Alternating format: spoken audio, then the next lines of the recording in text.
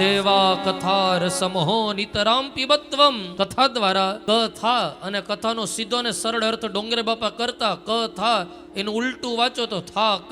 સંસારમાં લાગેલો જીવ એટલો થાયકો એને વિશ્રામ જોઈએ, એને આરામ જોઈએ. આ શરીર કેટલી દોડધામ કરશે, આને આરામ જોઈએ. શરીરને તો આરામ જોઈએ. રાત્રે વ્યક્તિ સૂઈ જાય ને સવારે ઉઠે ને નવી ઉર્જા પ્રાપ્ત થાય. એ મન કેટલું દોડે. મનની એક લિમિટ છે. મારે મારા મનને વિશ્રામ આપવો હોય, મારે મારા મનને આરામ આપવો હોય. રામચરિત માનસમાં તુલસીદાસ બાબા કહે કે મેં જ આ રામકથા મેં મારા મનને સંભળાવી. હું વક્તા ને હું જ શ્રોતા. મારી રામકથા બીજા કોઈ સાંભળે ન સાંભળે કાંઈ વાંધો નહીં, પણ આ કથા હું મારા મનને સંભળાવીશ અને વિશ્રામનો અનુભવ કરાવીશ. અને એ તુલસીદાસ બાબા રામાયણ પૂરી થાય, 7 કાંડ પૂરા થાય અને છેલ્લે બાબા જેવું લખતા હોય, પાયો પરમ વિશ્રામ. મને વિશ્રામ મળ્યો, મને આરામ મળ્યો આ રામ નામથી.